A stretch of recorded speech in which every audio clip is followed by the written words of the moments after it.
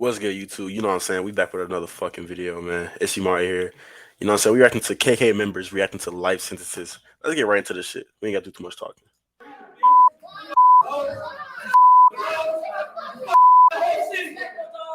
Hold on. Fo, what is his haircut? My God. I can give you a, you know what I'm saying? I can call my barber for you, fo. You know what I'm saying? Get you a little haircut, take your ass back to jail. You know what I'm saying? Just hit the line, you know what I'm saying? That is not me. That's not him. I would never walk up to you and say those words to you. And I'm so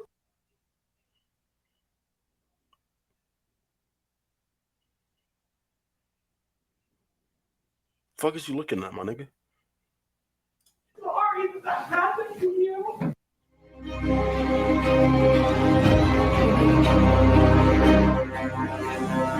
This shit loud as fuck in my headphones. Travis McMichael, Gregory McMichael, and William Bryan. On February 23, 2020, Ahmaud Arbery, a young black man, went for a jog in Satilla Shores, Georgia. Little did he know that his life would be cut short in a racially motivated hate crime. 3 white males took him for a burglar and pursued Ahmaud in their trucks, blocking his route as he sought to flee. Wow. What happens next is shocking and disgusting. In one vehicle, Travis McMichael and his father, Gregory McMichael, were armed, while their neighbor, William Roddy Bryan, was in another vehicle. Travis McMichael exited his truck after overtaking Ahmaud and assaulted him with a shotgun. Travis McMichael fatally shot Ahmaud as he sought to defend himself. Bryan's cell phone captured the altercation and Ahmaud's murder. It only gets more frustrating from here. Despite the Glynn County Police Department's prompt arrival, no arrests were made for more than 2 months. That's right. Guys, so let me talk about this. So these guys killed a young black man, innocent, did nothing wrong, was just going on a walk or whatever, and they didn't get arrested for 2 months. Let me do something like that, I'm gonna get arrested in the blink of an eye. You know what I'm saying? And guys, I'm not racist or nothing like that. I respect all kinds, all colors, everything. I have a white girlfriend. You know what I'm saying? Like, bro, it's just so crazy how like this stuff happens every single day though. And there's still people who killed innocent people and they're still alive. Like, I don't understand. I mean, not alive, like they're still walking free. It's just, this system is just fucked up. Right. 60 days these men lived freely. The GCPD received directives from the Waycross District Attorney George Barnhill and the Brunswick District Attorney's Office on 2 occasions not to make any arrests. The Georgia Bureau of Investigation did not make any arrests until the video of Ahmaud's murder went viral on social media. Oh, that was him? Local authorities' treatment of the case aroused global indignation and sparked questions about racial profiling in the United States. The act was criticized by several religious leaders, politicians, athletes, and other celebrities. Ahmaud would have just turned 26. He could have been my son. He could have been my brother. He could have been me. Former Brunswick District Attorney Jackie Johnson was indicted for hindering law enforcement and displaying partiality to her former deputy. Georgia Attorney General Christopher M. Carr publicly requested the Federal Bureau of Investigation's assistance in the investigation. After all that, let's see if justice was served. The 3 men were tried in November 2021 and found guilty of felony murder, aggravated assault, false imprisonment, and criminal attempt to conduct false imprisonment. They were sentenced to life in prison without the chance of parole plus 20 years, while Bryan was sentenced to life in jail with the possibility of parole after 30 years. Do you think these men showed remorse for their actions in court? No. The men showed no remorse or reaction as their sentence was read. Following the murder of Ahmaud, Georgia enacted hate crime laws and repealed and replaced its citizens arrest law. These heinous acts aren't only limited to Georgia. Wait till you see what happened when Oregon witnessed a racially motivated crime, this time by Russell Courtier. This is Russell Courtier. In August 2016,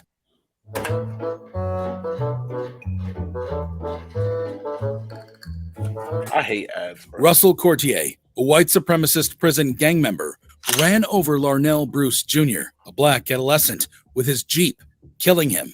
The incident occurred outside a 7-Eleven in What? Gresham, Oregon, just outside Portland. During a violent altercation with Bruce, Courtier got into his girlfriend's Jeep and drove towards him, striking him and causing serious injuries that resulted in Bruce's death at a nearby hospital. During the trial for this case, things got interesting. During his trial, prosecutors pointed out that Courtier had a racist desire to be part of a brotherhood, which led him to join the European Kindred Gang. Prosecutor David Hannon stated that the life sentence was warranted, since the jury determined Courtier was, quote, motivated by his opinion of Mr. Bruce's skin color or race. To make matters worse, Russell was found to have a European Kindred tattoo on his leg. The European Kindred is the largest racist prison gang in Oregon. Interesting. Okay. And Russell Courtier was proud enough to tattoo the gang's shield on his leg. When the tattoo was brought up in court, Courtier's lawyer had this to say. So, given that it's about almost 20 years old, and given that also it's 20 years old, has the symbol EK or European Kindred Shield, has that found its way seeping into kind of Oregon community as a whole, where people might recognize that shield if it was worn outside? Bruce's family was present at the sentencing. Bruce's birth mother, Christina Miles, addressed Courtier saying, "You let the devil lead you astray and take the life of such a lovely young soul." Wait, but like, so his mom didn't know, or his family just didn't know about that tat? That's interesting too. Because wouldn't they see that? Why? Could you explain why? Despite all of the evidence presented about how racist Russell Courtier was, his mother still had this to say in defense of her son. It was not racially motivated. So it's not racially motivated, but he's joined a gang, got a tattoo, and is racially the point of the gang is to be racist against others that's not your skin color. So how is it not racially motivated, Mom? I didn't even think about that the whole time. He's never been racist. We have, like I said, I have a friend that I've known for like 35 years. Her family is black and white mix. And That's not fully black. I'm fully black. But that's not fully black. That doesn't mean anything. That doesn't mean anything. And they call her Aunt Betty. She's black. Courtier's girlfriend, Colleen Hunt, admitted allowing Courtier to use her Jeep to track down Bruce. She pled guilty to manslaughter and was sentenced to 10 years in prison for her role in the crime. Courtier was found guilty on 3 counts of murder, failure to execute driver responsibilities, and violating Oregon's hate crime law. He was condemned to life in jail after a lengthy legal battle, with a minimum of 28 years before he is eligible for release. 28? While nothing can bring Bruce back or erase the agony of his loved ones, this punishment should serve as a reminder that hate crimes have no place in our society, especially for people like Jeremy Christian. Bro, this haircut.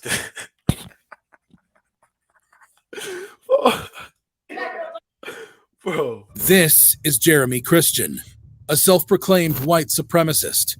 In May 2017, hundreds of people boarded a full Green Line Max train headed east into Clackamas Town Center on a bright spring day. What was supposed to be a typical drive quickly turned into a nightmare. A drunk Jeremy Christian began hurling hate speech and biased language at 2 black teenage girls, one of whom was Muslim and wearing a hijab.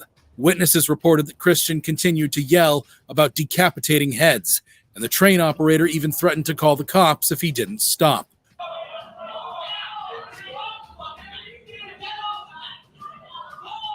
Passengers on the train, including Micah Fletcher. Hey, I got a lot of respect for this guy right here. He's, you know what I'm saying? He's really brave.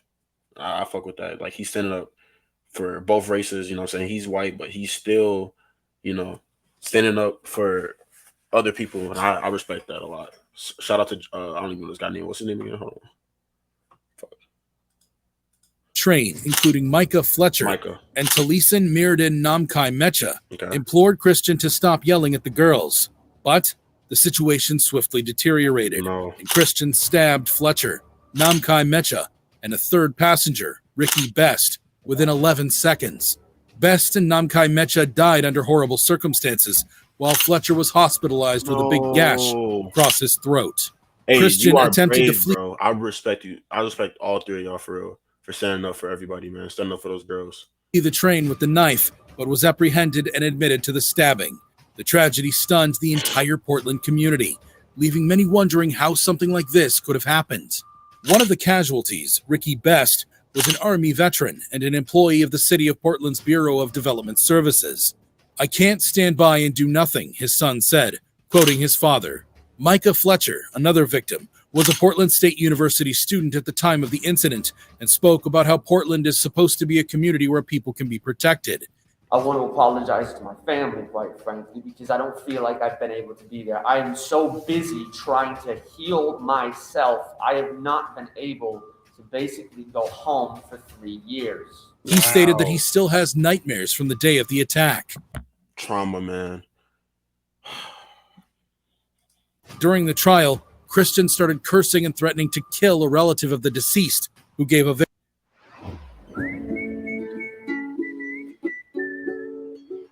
Nah. victim impact statement.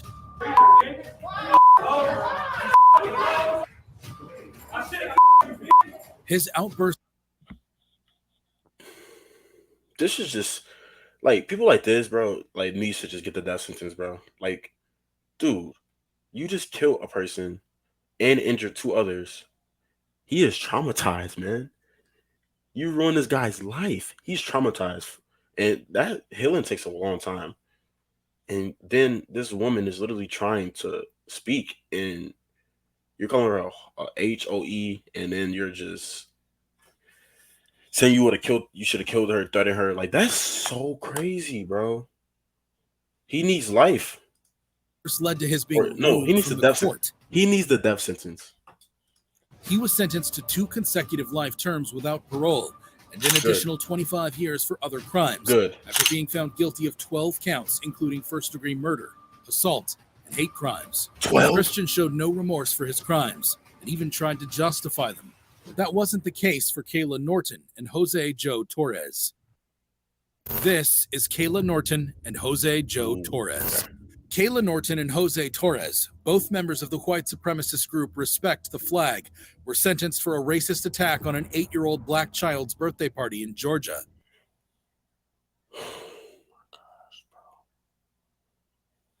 This gotta stop, bro. Why can't we just be together, bro? The assault featured racial obscenities, firearms threats, and the flying of Confederate battle flags. Norton, Torres, and other Respect the Flag members went on an alcohol-fueled racist binge in Douglas and Paulding counties, west of Atlanta, in July 2015, a month after a racist shooter massacred 9 worshipers at a historically black church in Charleston, South Carolina. And it didn't stop there. The group threatened black motorists before arriving at the outdoor birthday party. Phone footage of the attack shows cops attempting to form a barrier in front of the families as the trucks sped away. Following the attack, a Douglas County grand jury indicted the Respect the Flag organization as a street gang. Norton sobbed in the courtroom during the trial and apologized to the victims' families. She told the court, "Fuck your apology. Fuck it. You killed a baby?"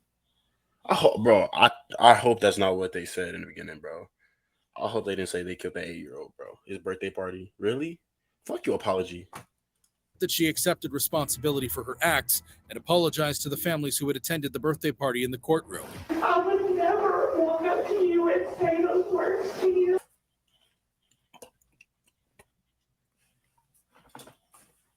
I'm so sorry that happened to you. Superior Court Judge William Bo McLean sentenced Torres to... You see, a person like that, they just want less years in the system. That's all it is. Because she knows she's scared. She can't last in the system.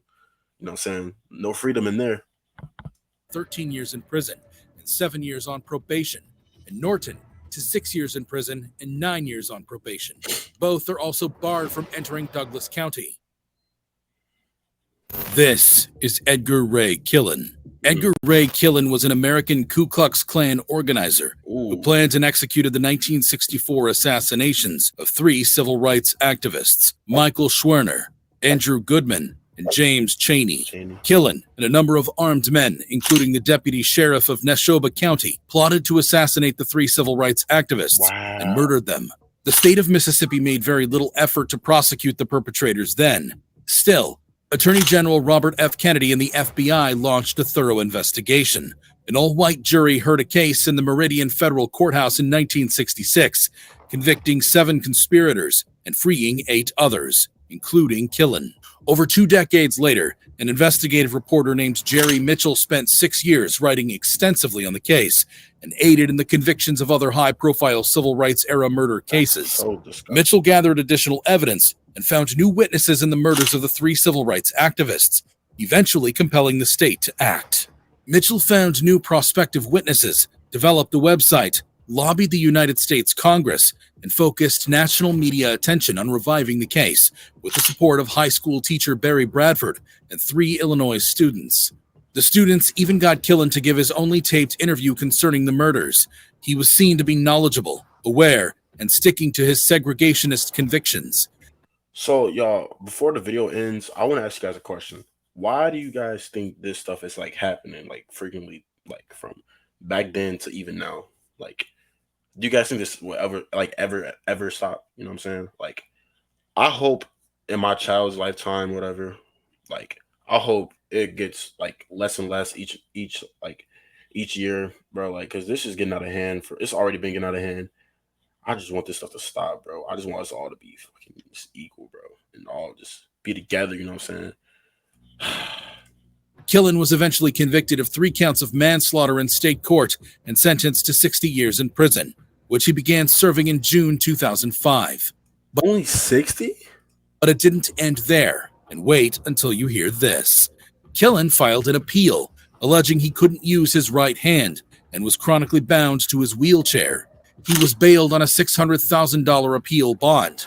Still, a deputy sheriff later observed him wandering around freely, and Killen was returned to prison. The Mississippi Supreme Court upheld Killen's conviction in August 2007. Killen died in the Mississippi State Prison in 2018. One of these convicts has enough evil in them for a nation. If you thought these people were evil, watch how child predators show no remorse when receiving life sentences. Click here. Hey, I hope y'all did enjoy this video. You know what I'm saying? Let me know what y'all think in the comments, and make sure to like, comment, and subscribe for me, y'all, because I'm trying to get up with this YouTube stuff. So y'all, y'all want to join the journey, you know what I'm saying? Come ahead, subscribe, hit that like button, and comment for me. And actually, I think I'm gonna watch this child abductors who showed no remorse in court. So yeah, hope y'all did enjoy this video. Another video coming up soon. Thank y'all. The fuck is you looking at, my nigga?